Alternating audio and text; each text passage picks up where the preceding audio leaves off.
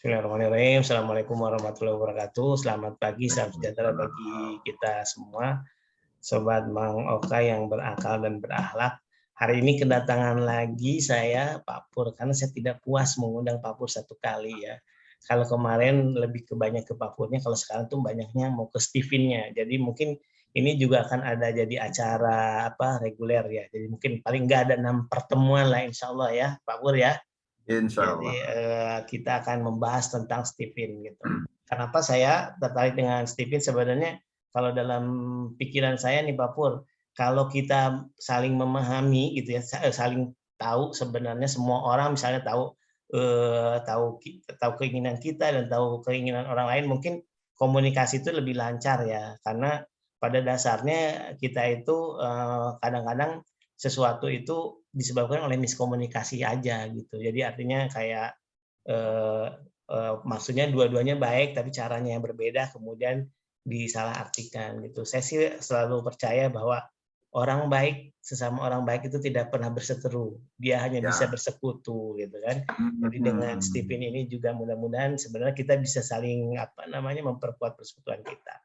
Nah, ini Pak Pur, langsung saja ya karena kalau ini atau jelasin deh sebenarnya Stephen itu seperti apa sih bedanya dengan alat tes psikotes atau personality test yang lain. Silakan Pak Pur. Ya, terima kasih Kang Oka sudah ngajak ngumpul ngobrol lagi. Ini kita jadi ajang sharing gitu ya. Yeah. Sharing pengetahuan yang kita punya gitu. Mudah-mudahan ini bisa bermanfaat buat kita, khususnya juga lebih umum buat yang lain gitu ya. Dan saya lebih concern ke tentang personality, dalam hal ini memang konsep Stephen gitu ya. Nah, konsep Stephen ini memang kalau secara urut-urutan munculnya itu singkatnya hasil sintesis Pak Farid Poniman yang menemukan konsep Stephen ini, sintesis dari 3 ahli yang sudah terkenal. Ya, ada Carl Gustav Jung tentang 4 fungsi dasar otak manusia, ya. Nah, itu kemudian ada Ned Herman yang bicara tentang belahan otak itu ada limbik, ada neokortek, masing-masing ada atas dan bawah ya. Nah, kemudian juga satu yaitu Paul MacLean. Paul MacLean ini bicaranya tentang triune brain. Tentang ya 3 kepala yang jadi satu. Jadi kepala manusia ini di dalamnya ada otak. Otak itu adalah 3 kepala yang jadi satu, atau dia bilang teori triune brain atau 3 in 1 lah gampangnya kita bilang. Karena di dalamnya ada otak mamalia, ada otak reptil, ada otak mamalia, dan ada otak insani atau otak manusia. Nah, itu disintesiskan oleh Pak Farid sehingga muncul di awal-awal itu kategorinya tipe sensing, kemudian thinking, lalu intuiting, dan feeling. Nah, pada saat itu beliau masih menggunakan pencil and paper test. Jadi digunakan dalam dunia motivasi, dalam pelatihan itu beliau gunakan. Nah, namun lama-kelamaan beliau melihat kok sepertinya ada orang yang tidak bisa dikategorikan plek ke dalam 4 kategori awal tadi gitu. Tapi ini beda gitu. Nah, yang beda ini akhirnya ditemukanlah dia kategorinya insting gitu ya. Tipe insting. Nah, ini bukan Sharon Stone ya? Bukan yang film Basic Instinct. Bukan. Saya juga belum nonton tuh filmnya. Saya juga nggak nonton, cuma lihat posternya. Iya. Jadi ternyata 5 tipe ini yang disebutnya akhirnya menjadi 5 tipe mesin kecerdasan gitu ya. 5 tipe orang, ada sensing, thinking, intuiting, feeling, dan instinct. Nah, itu ternyata yang insting ini ya itu selain tidak bisa dikategorikan ke dalam salah satu, tapi dia punya sifat-sifat yang sifat sensing 50% kira-kira gitu ya, 50%, sifatnya thinking kira-kira ada 50% pada dia, kemudian intuiting juga ada sekitar 50% pada dia, dan feeling juga, tapi dia yang dominannya sebenarnya insting. Nah, kadang-kadang kita kalau bercanda nyebutnya bunglon gitu, karena kadang dia keluar sensingnya, kadang thinkingnya gitu ya. Nah, makanya nggak bisa dikategorikan dalam keempat itu. Nah, maka Klopp ketemu 5, tidak ada yang keenam gitu ya. Di dalam konsep Stephen tidak ada yang keenam, udah final. Nah, kemudian lama-kelamaan kan karena awalnya pakai pencil and paper test, ya mungkin kita pernah ya dikasih semacam kuesioner gitu. Nah, begitu kuesioner itu diberikan pada kita, maka kita menjawab. Entah ada seberapa pertanyaan. Nah, kalau yang di buku Pak Farid itu di buku Cubic Leadership, itu ada sebenarnya pertanyaan-pertanyaannya, itu ada 17 gitu ya. Nah, 17 pertanyaan itu, kalau kita diberikan pencil and paper test, saya yakin kita pasti memikirkan untuk menjawabnya.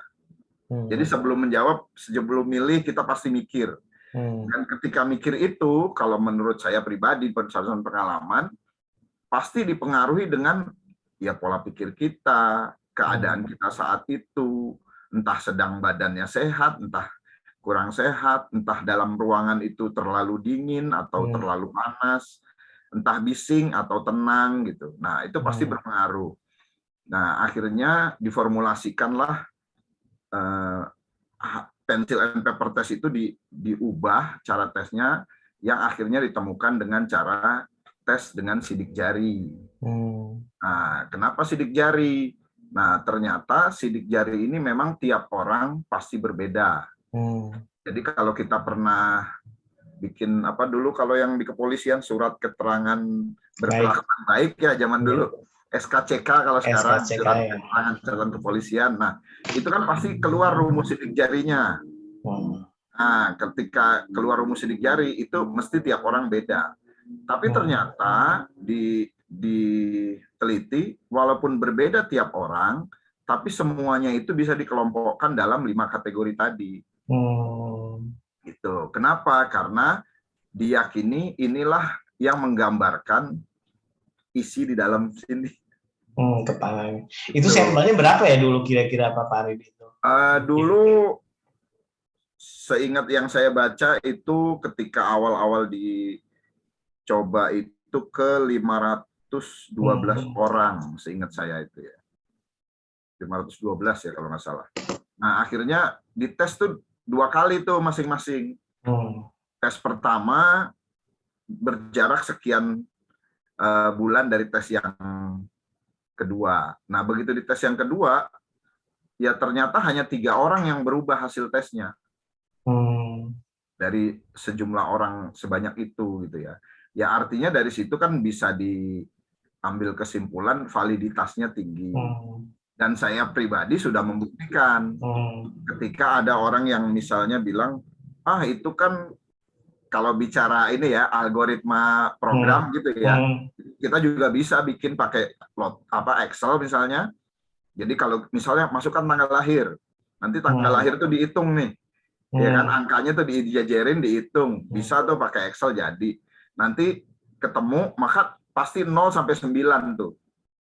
Coba aja tanggal lahir orang semua dijajarin, berbeda-beda orang, dihitung pasti angkanya di akhir itu sampai dapat 1 digit ya. Misalnya totalnya 20. 20 nanti ditambahin lagi 2 tambah 0. Jadi 2. Nah, pasti nanti akhirnya tuh 0 sampai 9. Gitu. 1 sampai 9. Jadi ada 9 tipe. Nah, sebagian orang bilang, dari 9 itulah langsung dibilang ini sensing introvert, ini sensing gitu kan. Ada yang bilang begitu. Tapi begitu kalau seperti itu, ya kalau seperti itu, ini sudah sambil dibuktikan. Gimana dengan orang kembar? Lahir di hari yang sama, tanggalnya sama. Ketika dites hasilnya beda. Nah, gitu kan. Kemudian bisa saja kalau ketemu tesnya bareng, tanggalnya sama, gitu ya, orang tuanya sama, bikin aja satunya hasilnya ini, satu yang lain. Algoritma bisa dibikin kan? Kalau secara program bisa. Tapi bagaimana kalau akhirnya orang tes ulang tanpa data sama sekali kecuali sidik jari? Nah, itu saya lakukan sendiri.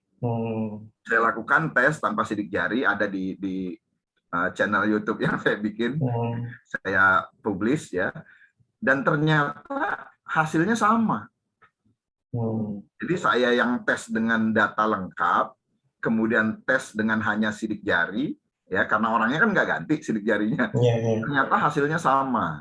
Nah itu berarti memang validitasnya tinggi. Saya tes ulang istri saya juga begitu, hasilnya sama. Saya ubah semua datanya, hasilnya sama. Sampai tanggal akhir saya ganti tuh jadi tanggal hijriah, hasilnya sama. Anak saya juga saya tes ulang sama. Nah, jadi ya kami meyakini validitasnya tinggi dan itu bisa dipertanggungjawabkan gitu ya. Dan hasil tes ini ya kalau yang saya pernah alami kan ada tes yang lain ya tentu dengan kuesioner ya. Saya belum pernah ikut yang sidik jari karena ada juga yang sidik jari tapi biayanya tinggi sekali gitu. Nah, jadi saya nggak ikut itu. Saya yang ikut pakai sidik jari itu hanya yang Steven ini. Nah, yang lainnya ya mungkin pernah ketika kita pelatihan gitu ya. Kemudian si narasumber ngasih coba isi kuesioner ini, nanti kita masuk nih misalnya Hippocrates Galenus, kita masuk sanguin, melankolis. Itu apa? Itu yang kayak gitu tuh Hippocrates itu. Namanya Hippocrates Galenus. Gitu ya. Tapi lagi-lagi dia cuma bicara 4 gitu. Ya. 4 ya. Nah, Steven jadi insting itu ditemukan sama Steven gitu loh kira-kira. Nah, dan Steven bisa menjelaskan Hippocrates Galenus. Ya, bisa menjelaskan DISC misalnya. Ya kan, dominan, influence, steadiness sama compliance kan. Bisa menjelaskan yang segi 6 John Holland gitu ya. Bisa juga menjelaskan tentang otak kiri, otak kanan, otak atas, otak bawah. Nah, itu Steven bisa menjelaskan semua teori yang pernah ada itu. Nah, jadi kalau dibandingkan dengan alat tes lain, ya memang bisa subjektif kan jawabannya. Ya karena saya mendalami ini, ya bisa saja, ya Anda subjektif jawabnya ini yang valid. Tapi karena cara tesnya itu yang memang dengan sidik jari, gitu kan. Nah, kenapa sidik jari? Bayangkan kalau kuesioner itu diberikan ke anak SD. Pertanyaannya sama, diberikan ke anak SMP, ke anak SMA. Nah, yang repot kalau diberikan kepada anak TK. Atau anak yang batita, gitu kan, bawah 3 tahun. Bagaimana mungkin dia mau menjawab, gitu kan. Nah, maka dengan formulasi Steven yang pakai ilmu perhitungan sidik jari, pakai IT ya, dengan ilmu psikologi yang tadi ahli psikologi yang Carl Gustav Jung dan 2 yang lain. Nah, itu akhirnya diformulasikan dengan sidik jari tadi. Sehingga anak yang kira-kira usia 1,5 tahun atau yang sudah mulai mudah terbaca sidik jarinya akan bisa dites.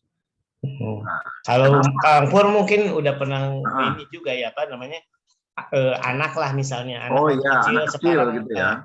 anak yang waktu kecil sama sekarang misalnya udah kuliah, di tes itu hasilnya sama ya?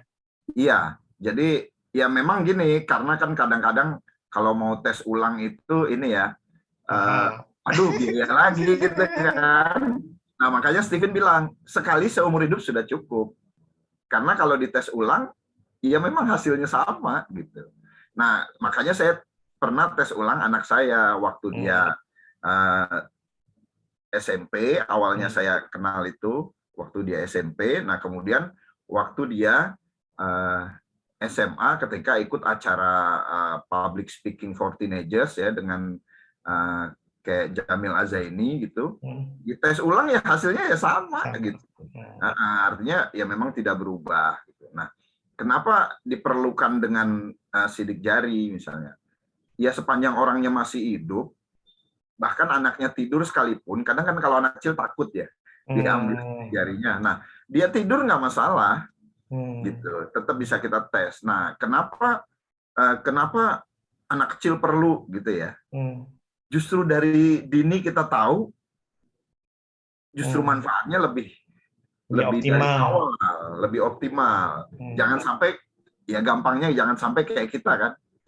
Di tesnya sudah dewasa, sudah terlanjur lingkungan tuh begitu berpengaruh, sehingga begitu dites, pasti di awal-awal ketika dites, kita sambil mikir, kok saya ini sih? Contoh ya, ketika saya ikut pelatihan, kalian dites. Dalam diri saya yang golongan darah O, dibesarkan dengan lingkungan orang Jawa, golongan darah O semua nih orang tua.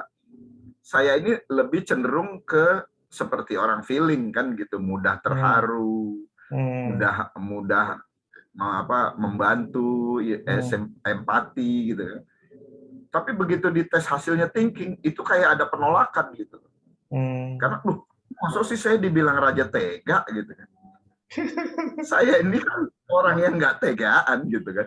Tapi begitu dijelaskan gitu ya, bahwa saya tipe thinking itu tipe yang kalau ngambil keputusan pasti dipikirkan bahkan secara komprehensif, segala aspek dipikir gitu kan.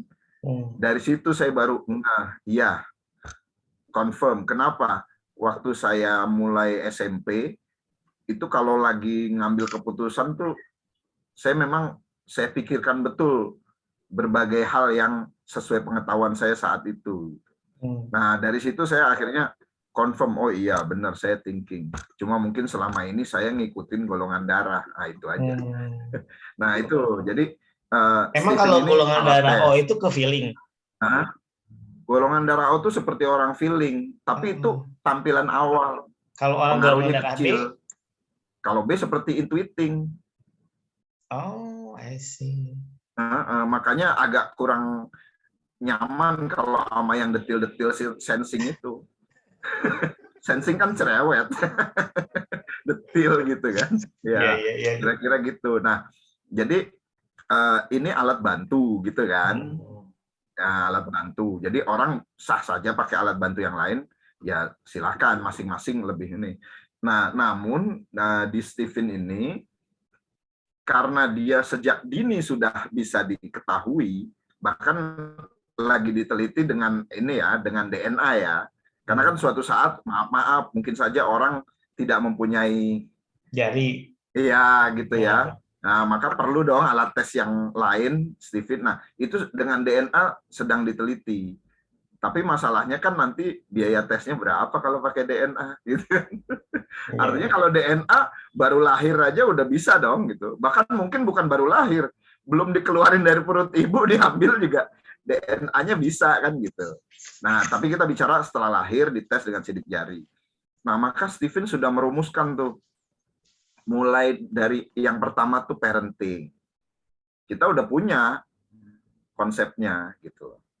Jadi berarti diketahui makin awal makin bagus kita bagaimana pengasuhan terhadap anak yang tipenya memang beda-beda gitu. Nah, kemudian nanti ada lagi learning, ya kan? Jadi tematiknya banyak, ada learning, bagaimana cara belajarnya. Cara belajar mungkin Kang Oka dengan saudara kandungnya dulu pasti beda sebenarnya. Tapi kan masalahnya sekolah menerapkan cara belajar yang sama.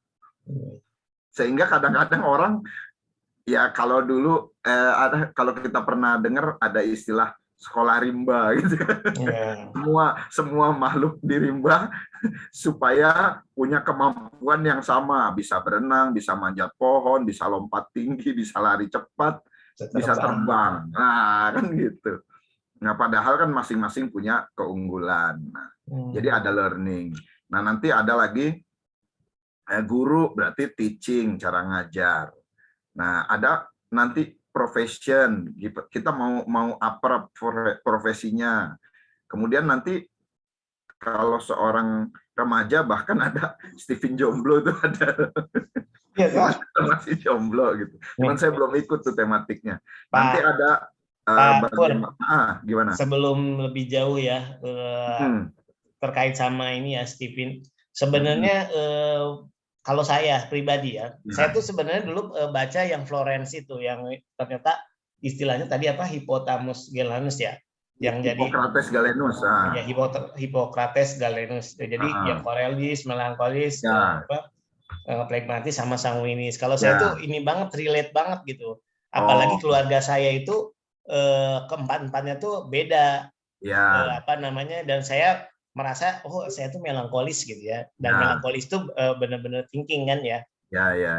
Sama thinking. Nah, cuman gini, mungkin sebelum lebih jauh lagi, saya juga ada punya ketakutan sama ini apa sih namanya, kayak stigmatisasi ya. Stigmatisasi dan juga mungkin malah kayak tahayul ya. Kayak misalnya kayak dengan horoskop atau dengan weton gitu. Sebenarnya ini kalau menurut Pak Pur justifikasinya seperti apa? Oh iya. Bahkan ada yang ekstrim, Kang Oka, ada yang bilang Stephen ini dukun. Iya, tapi sebenarnya gini, sebagai orang beriman kan kita itu apalagi yang namanya tauhid ya, sesuatu yang harus kita jaga gitu, jangan sampai malah kita itu kayak dalam tanda petik mendewa-dewakan ini gitu loh kan. Nah, sebenarnya kan ini tuh cuman mungkin salah satu ikhtiar kita dalam menguak tabir rahasia gitu kan ya. Seperti itu gitu. Iya. Jadi kalau di Stephen ini, bahkan Pak Farid sebagai foundernya, sebagai penemunya, itu sudah declare bahwa Stephen adalah derivasi dari Al-Quran. Artinya, kalau ada bagian atau konsep dari Stephen yang tidak sesuai dengan Al-Quran, hadis, ya, maka itu dikoreksi, harus disesuaikan, harus sesuai dengan Quran dan hadis. Nah, kira-kira seperti itu, di gambaran besar awalnya seperti itu. Nah, maka kalau sudah seperti itu, ya kita mengilmui Stephen ini, sebenarnya betul tadi dibilang, sebagai ikhtiar kita menguak misteri tentang manusia yang kita sendiri masih belum banyak paham, gitu kan. Contohnya kan, kalau dalam bahkan di kitab Rasailnya Imam Ghazali itu sebenarnya tipe yang 5 itu sudah disebut, walaupun beda istilah gitu kan. Iya kah? Iya, sudah ada disebut. Apa katanya? Istilahnya, bentar saya ingat dulu tuh. Jadi ada Imam Ghazali ini di 141, saya lihat ininya ya sekalian. Jadi dulu di salah satu bukunya Imam Ghazali itu sudah disebutkan tentang pembagian gitu ya. Pembagian dari tipe-tipe ini. Jadi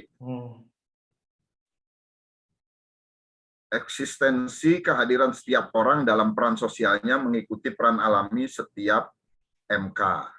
Ya. Nah, peran alami Al-Ghazali. Jadi setiap MK punya peran sendiri. Contoh sensing, dia berperannya menampung, thinking menekan, ya. Kemudian intuiting menarik, feeling mencerna, insting mengalirkan. Nah,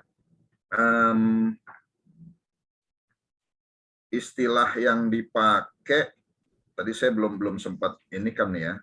Jadi ada ini kan.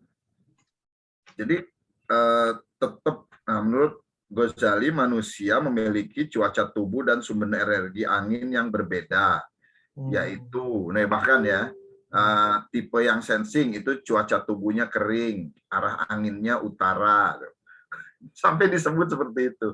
Thinking cuaca tubuhnya dingin, arah anginnya timur. Makanya saya bersyukur sekali selama bekerja, meja kerja saya alhamdulillah madepnya timur terus gitu. Pantesan saya ke timur terus nih penempatannya.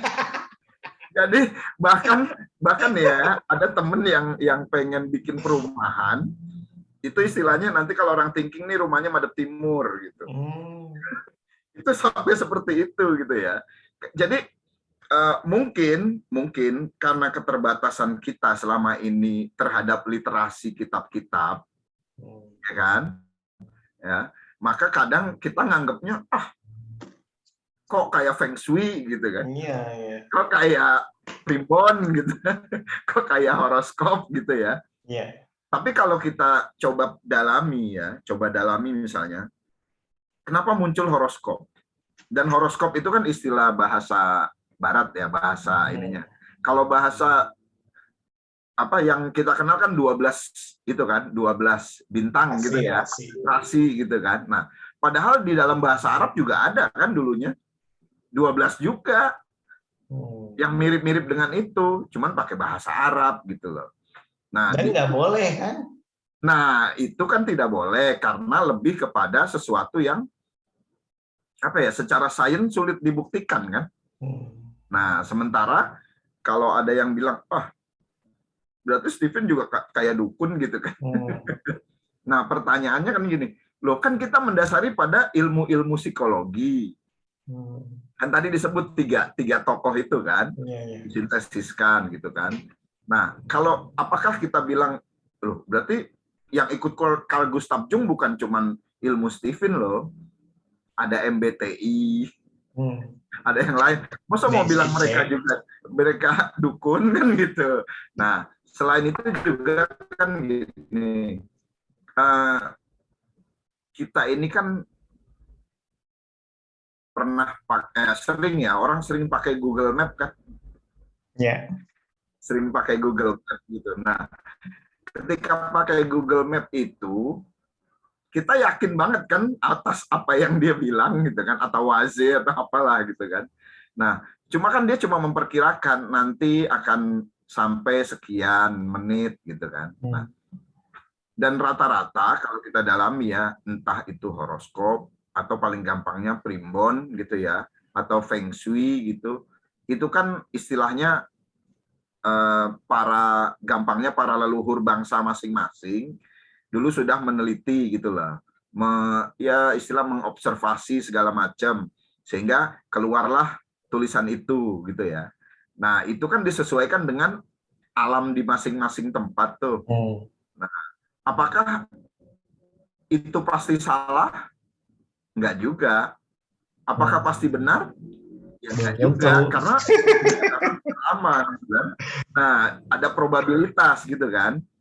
Nah, ilmu probabilitas kan memang ilmu yang juga dipelajari kan gitu kan.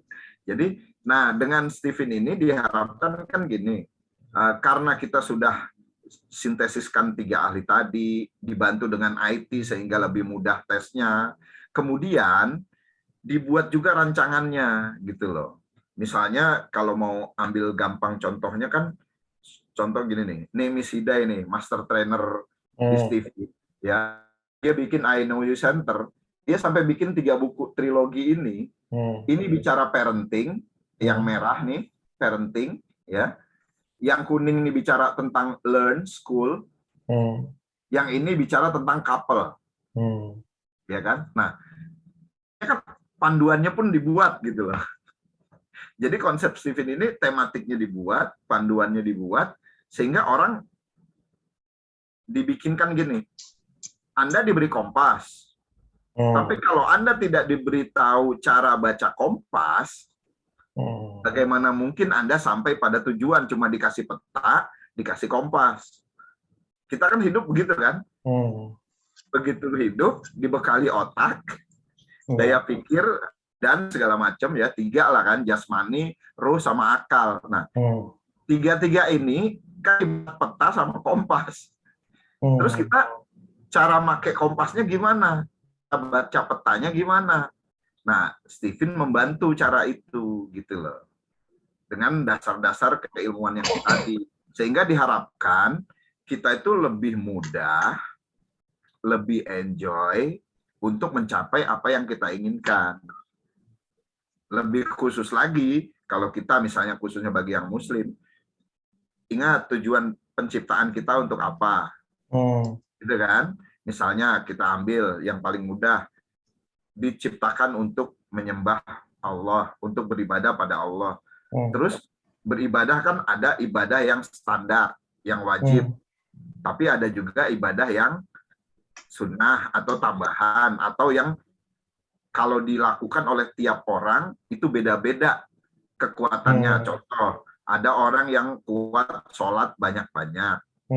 Tapi ada orang yang kuat infak banyak-banyak. Beda-beda kan? Nah, dan itu ternyata tiap orang memang bisa dipetakan. Mana sebenarnya amal soleh yang paling bisa banyak dia lakukan. Artinya potensi kan. Nah, potensi kan. Nah, selama ini kan justru kita menggali potensi yang ada pada diri kita gitu. Nah, Stephen membantu menggali itu.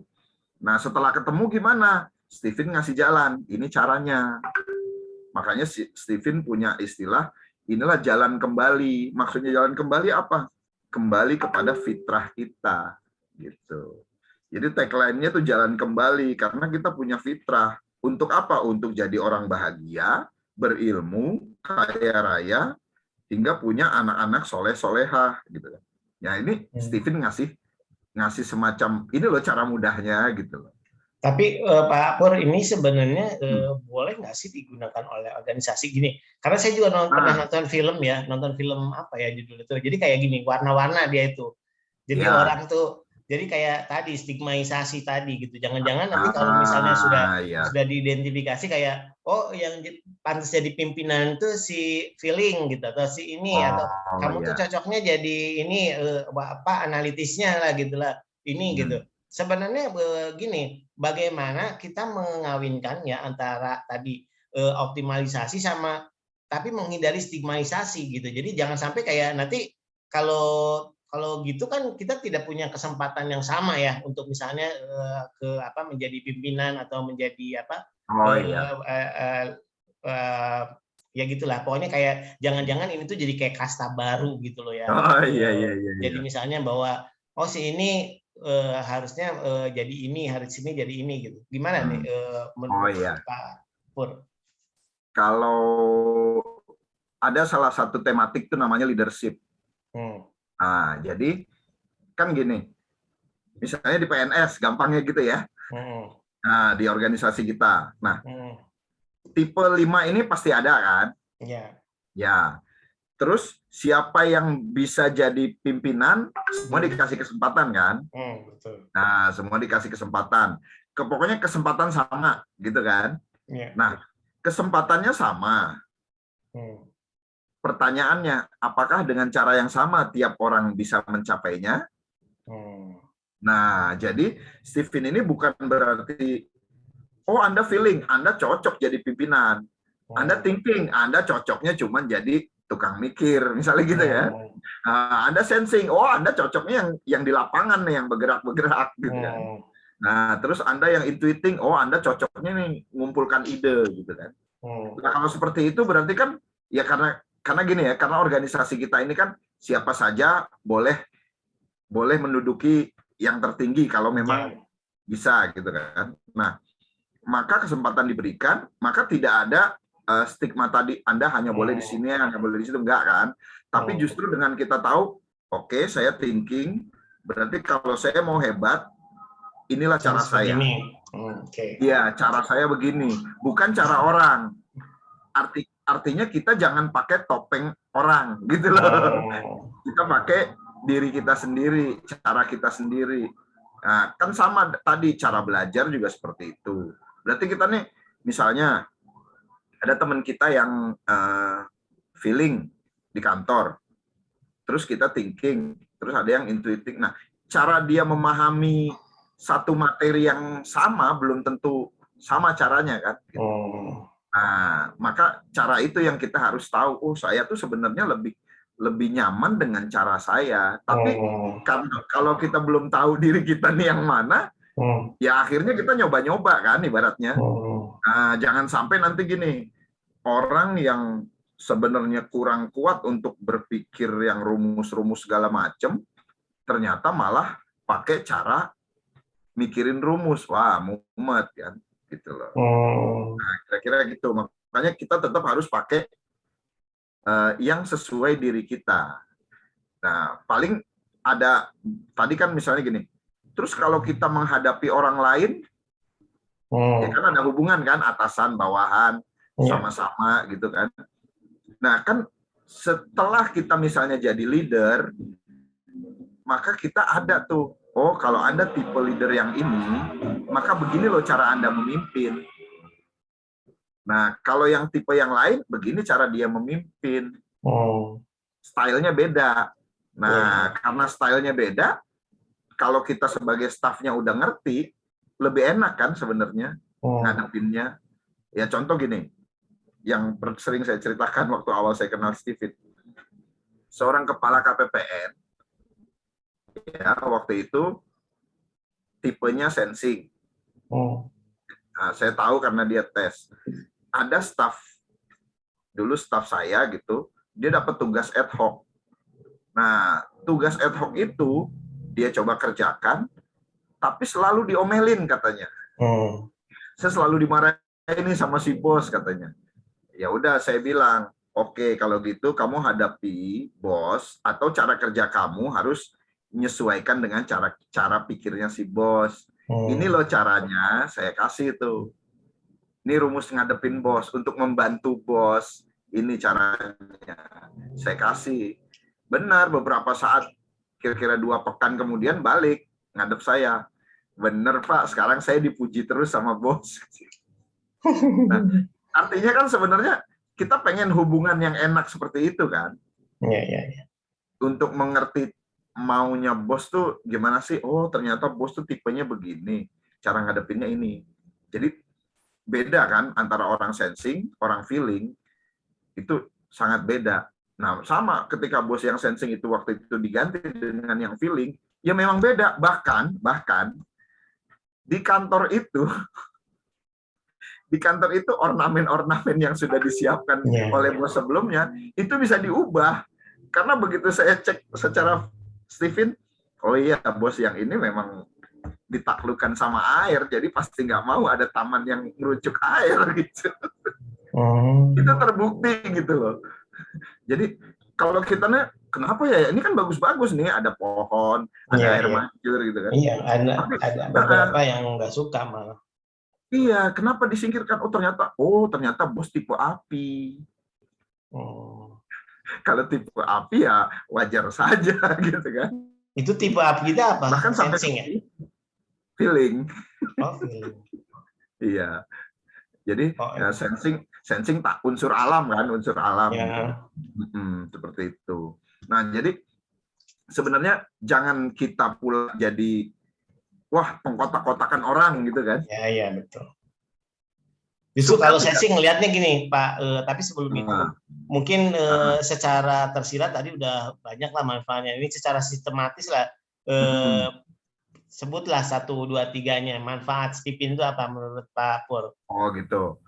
Nah sekarang sebagai pribadi dulu ya, misalnya untuk diri, ya berarti kan kita lebih mengenal diri kita. Nah, kalau kita ambil kaidah yang perkataan seorang ulama zaman dulu ya, man arofa nafsah fakot arofa robbah gitu kan.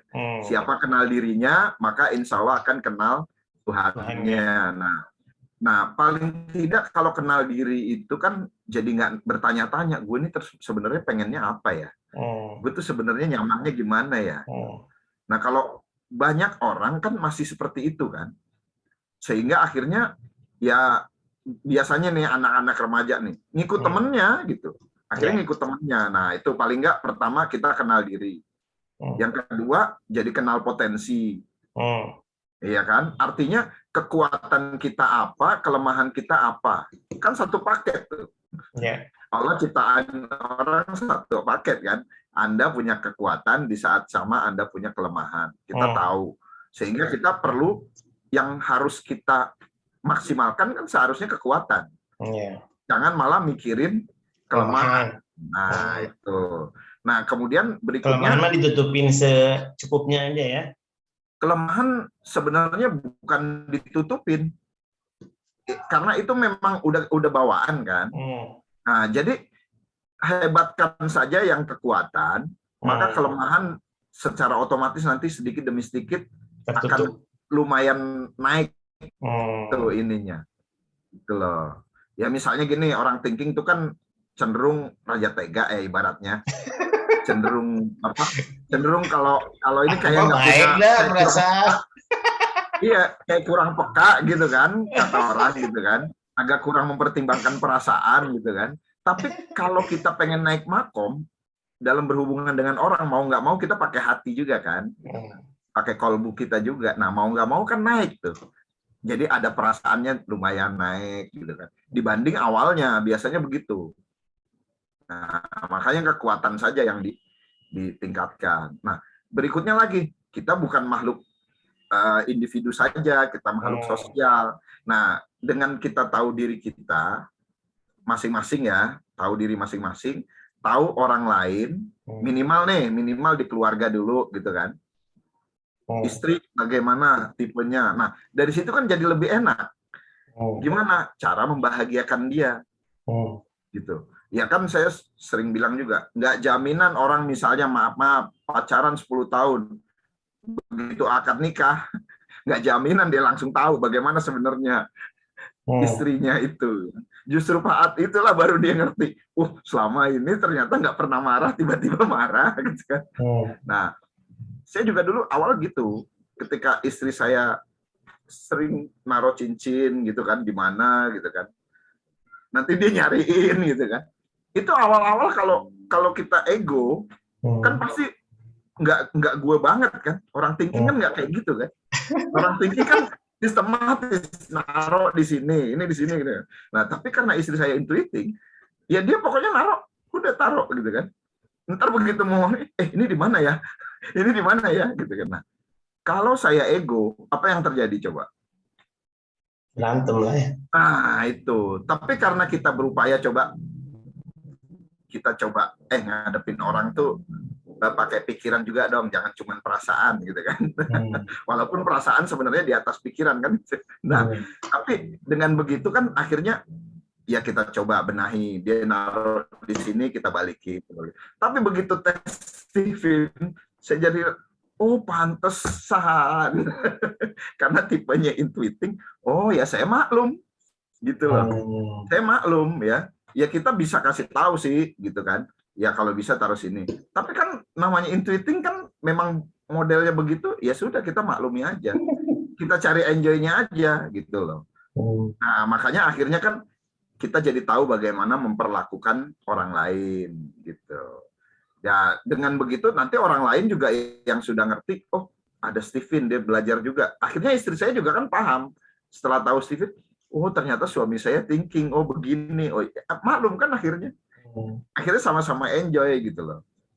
Nah, itu contoh ya manfaat-manfaatnya. Di organisasi gimana? Nah, karena saya memperdalam, jadi saya bisa lihat nih tipe-tipe orang walaupun belum tes gitu, kira-kira saya pakai aja kan. Ini tipe ini.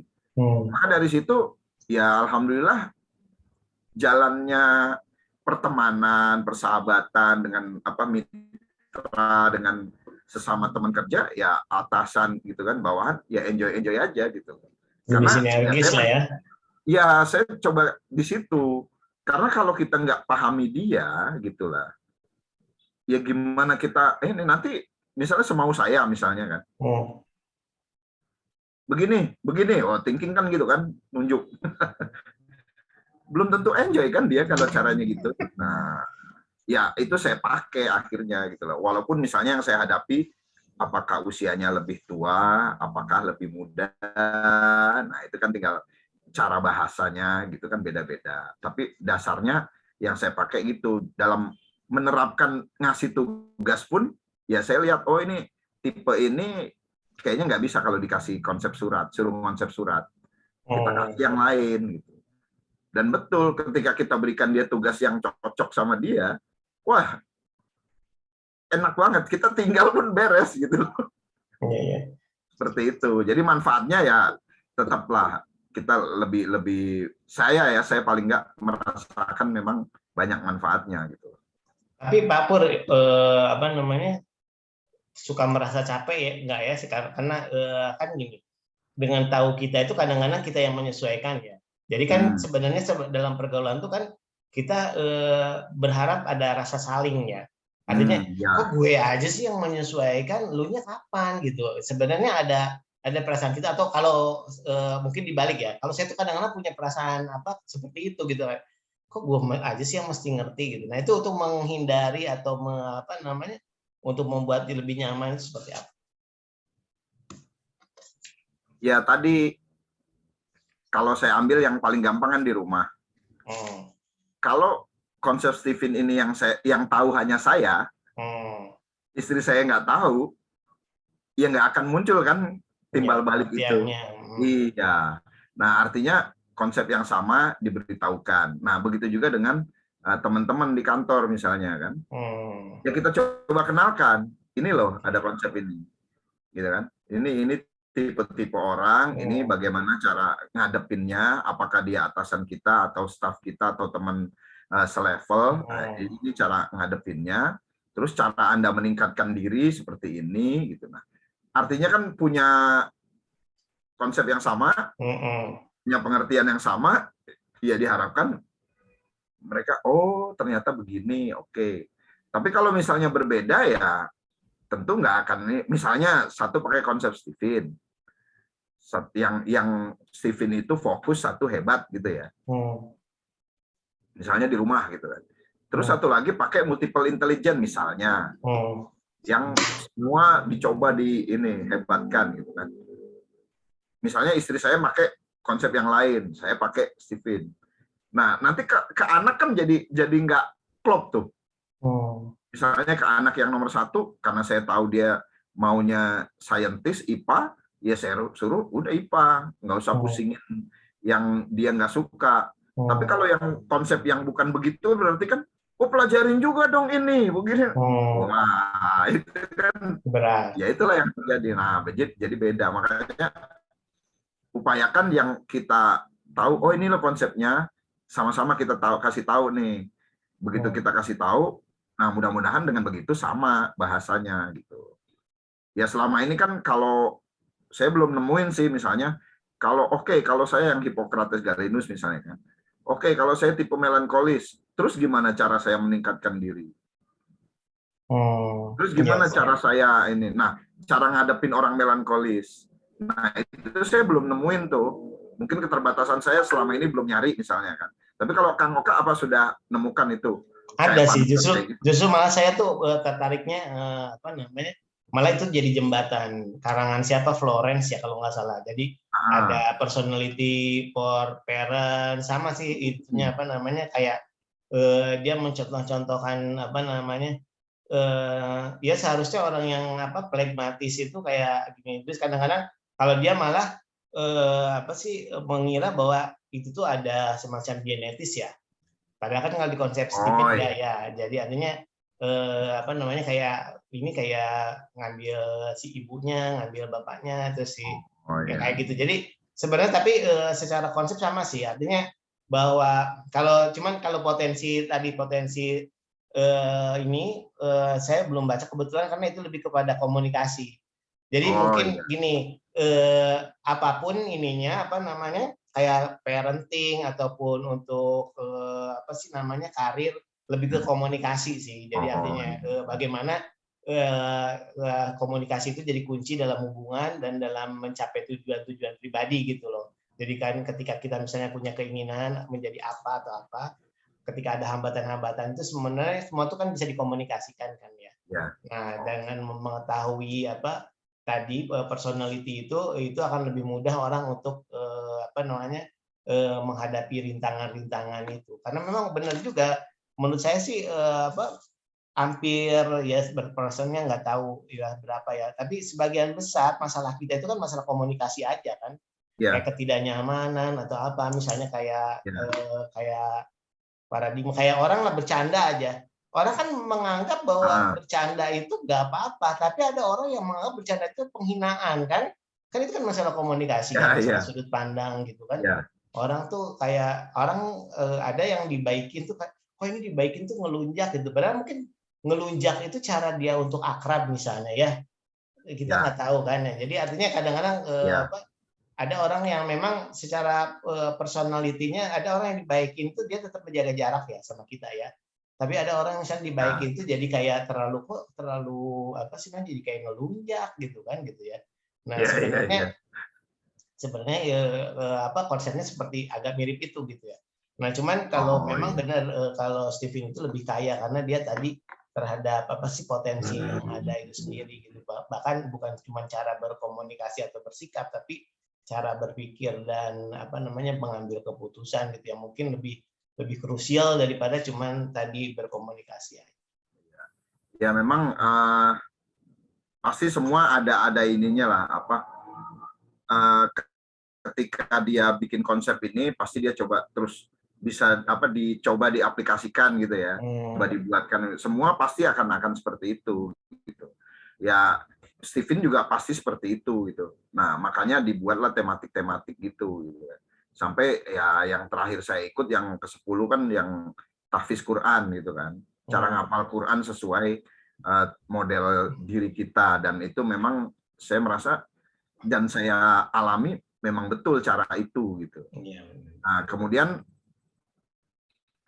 terkait tadi kadang kan gini, kalau kita paham gaya nih, ada satu orang nih ya di kantor, kalau orang tipe thinking dengan memberitahukan di WA group itu dianggap sudah cukup kan, karena dia tipenya kan teknis begitu kan, terstruktur gitu kan. Artinya kalau dia udah mention di WA group, dianggap semua orang sudah yang di WA group itu udah paham. Padahal kan ada tipe feeling yang kalau orang kagak nemuin dia, nggak ngajak ngobrol, itu kayaknya kurang, gitu kan? Nah itu yang kadang-kadang perlu kita kasih tahu tuh, gitu loh. Iya, jadi jadi gini, mungkin untuk tipe-tipe kayak kita berdua ini, begitu di WA group disebut, ya sudah, oke, gitu kan. Tapi ada tipe WA itu meters ya bagi kita. Iya. Tapi iya. baca dong gimana. Iya gitu. Tapi bagi orang yang pola pikirnya orang lain, pola pikirnya ada sosoknya, ada orangnya, itu pengennya kan datang, ajak ngomong, nanti begini. Ya itulah memang tipe orangnya beda-beda ya, seperti itu akhirnya. Makanya kan tidak bisa misalnya mentang-mentang ini pakai WA group aja. Ya enggak, untuk beberapa orang, ya karena kita nggak tahu misalnya siapa aja nih yang tipe ini, ya sudah kumpulin. Dikumpulin, dikasih tahu. Nanti begini ya, tanggal sekian. Nah, berarti kan udah tuh pemberitahuan. Nah, itu bagi orang thinking dikumpulin nggak penting, yang penting ada tahu dari mana kayak sumbernya gitu kan. Tapi bagi orang feeling, ngomong langsung gitu. Entah lewat telepon gitu kan. Bagi ya, orang thinking kayaknya COVID ini surga ya. Jadi gini, coba perhatikan. Coba perhatikan orang-orang yang atau anak-anak ya yang sekolah PJJ ya, itu orang-orang thinking enjoy aja tuh, orang intuiting juga tuh ya kan. Tapi coba orang yang feeling, yang sensing, yang insting, wah tersiksa tuh ikut PJJ doang gitu loh. Apaan ini, nggak ketemu, nggak main, nggak bergerak gitu. Ya itulah yang terjadi gitu. Makanya kan cara belajar itu tiap-tiap orang beda ya, itu tadi. Nah akhirnya kalau guru tuh, kalau dia ngerti cara belajar tiap orang beda, maka tiap hari di kelas walaupun dia nggak tahu siapa yang tipenya ini, dia mainkan 3 gelombang otak itu. Alfa, beta, gamma.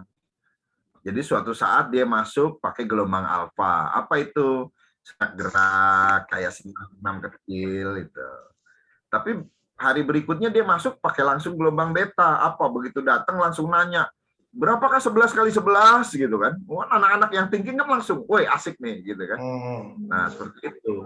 Tapi hari berikutnya pakai gelombang gamma. Apa? Anak-anak yang intuiting dan tipe yang lain perlu datang langsung semuanya lompat teriak hore gitu. Ya seperti itu. Mainkan tuh alfa, beta, gamma. Nanti suatu saat gamma, kalau beta, alfa itu apa? Alfa itu apa? Alfa itu gelombang alfa, maksudnya gelombang otak alfa, gelombang relax. Ininya tadi kan kalau untuk tipenya. Actionnya apa? Ya actionnya dengan bergerak kecil. Kan kalau di kelas ya, di kelas gitu. Di kelas misalnya kan ada anak yang memang kalau mau belajar tuh harus bergerak dulu. Nah, maka itu perlu. Tapi buat orang thinking nggak asik kan begitu. Childish. Orang thinking tuh apa langsung disuruh mikir gitu. Makanya hari berikutnya gelombang beta gitu. Oke, Tapi orang intuiting misalnya, dia hasratnya nggak terbangun kalau nggak excited gitu loh. Makanya suruh teriak hore gitu kan. Gelombang otaknya naik, gelombang gamma. Nah, kayak gitu-gitu. Siap. Kalau dimainkan ya jadi asik gitu. Makanya perhatikan kalau outbound. Kalau outbound pas games gitu ya. Saya udah perhatikan tuh. Kalau yang tipe-tipenya sensing pasti seneng tuh yang permainan bergerak gitu kan. Iya. Tapi temen yang tinggi saya udah perhatikan, apaan sih kayak gini katanya. Tapi begitu dikasih yang mikir, yang ada teka-tekinya segala macam, oh itu dia langsung wah ini katanya. Ya itulah kenyataan memang seperti itu. Jadi memang ya tiap orang memang punya bawaan masing-masing. Kalau kita bisa paham itu, kita bisa sesuaikan gitu kan. Ya mudah-mudahan itu bisa mempermudah gitu ya komunikasi, ya macam-macam gitu. Penggalian potensi ya. Nah, lebihnya potensi tadi, sinergi tadi kan. Iya, Kang. Menurut saya sih sebenarnya pengen kayak nonton wayang nih sampai subuh. Cuman takutnya bosen dan juga nanti nggak ada bahan lagi untuk gitu ya. Nanti bulan April ya, insya Allah ya kita lagi. Kita bahas satu-satu aja nih. Pertama yang thinking dulu, yang kita dulu nih. Oh gitu ya. Bagaimana cara kita istilahnya berinteraksi sama yang sesama thinking atau apa gitu. Kadang-kadang juga ternyata kan sesama thinking juga malah saling mendahului ya. Jelas. Bersaing itu. Ternyata tidak bersinergi tidak langsung klop gitu kan ternyata. Gimana sih ininya? Nanti mungkin kita nanti akan nampak satu-satu ya. Jadi di Steven tuh ada skor kan. Nanti ada score of friend. Ada score of couple. Nah, nanti ada juga siapa yang cocok mentor, siapa yang cocok coach. Sampai seperti itu. Jadi bahkan ada nanti score of wellness. Jadi kalau misalnya anak lagi sakit, ini yang cocok sebenarnya siapa nih yang ngerawat gitu. Kalau peluang untuk cepat sembuhnya itu nah, itu udah saya buktikan udah. Walaupun sebenarnya gini tadi balik lagi Pak, karena kan kadang-kadang kita nggak bisa nyeting environment ya. Kan itu kalau kita dalam kendali kita ya. Kayak tadi misalnya kita sebenarnya cocoknya mentalnya sensing gitu. Tapi ternyata atasan langsung kita tuh bukan sensing gitu kan, yang lain. Nah, kan kita itu maksudnya ketika situasi-situasi yang tidak ideal itu kita harus seperti apa gitu. Tapi di satu sisi kalau kita bisa memilih yang ideal, harus yang seperti orang yang kayak gimana yang kita jadiin mentor gitu kan, seperti itu ya. Tapi itu nanti bulan depan ya. Oke, insya Allah. Sekarang kita tutupkan saja karena ini udah jam 10 mau setengah 11 ya. Wah, mantap ini.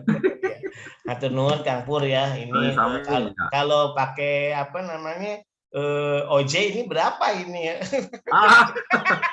Makanya kan saya selalu bilang, pokoknya kalau saya pas waktunya pas ada gitu ya, peluangnya pas ketemu, ya mangga gitu. Karena memang saya senang sharing-sharing gitulah.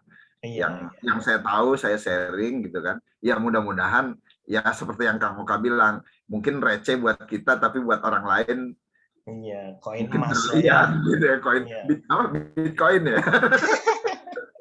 Iya, koin berharga. Iya, itu. Karena kadang-kadang saya juga nemuin di YouTube yang sesuatu yang receh tapi ternyata membantu kita gitu kan. Jadi siapa tahu ada orang yang bingung, ini gue mesti memahami diri sendiri sama orang lain tuh kayak gimana. Nah, mungkin mudah-mudahan dia bisa melihat Steven itu sebagai solusi gitu dan bisa mendapat pencerahan mudah-mudahan. Ya, kita memang berharap ya inilah salah satu cara kalau memang kita ingin ya kita kasih solusi gitu kan. Kasih solusi. Kalau kasih solusi itu beda lagi itu channelnya. Oh gitu ya. Kasih solusi. Iya. iya. Ya, makasih Kang Pur. Mudah-mudahan kita diberikan umur ya untuk ketemu lagi, membahas bulan depan thinking ya, karena kita emang orang thinking, orang-orang yang katanya dianggap sadis padahal perasaan enggak ya. Iya. Ya mudah-mudahan banyak yang saya sampaikan. Kalau ada yang salah ya mohon maaf, dan kalau ada yang keliru insya Allah kita coba cari jalan ini koreksinya, dan kalau ada yang bermanfaat ya mudah-mudahan itu bisa betul-betul bermanfaat untuk siapapun ya, karena yang kita cari kan memang kebermanfaatan itu gitu ya. Lebih kurangnya ya mohon maaf gitu. Terima kasih Kang Oka sudah difasilitasi. Terima kasih ya Sobat Bang Oka, kita akhiri saja. Wassalamualaikum warahmatullahi wabarakatuh.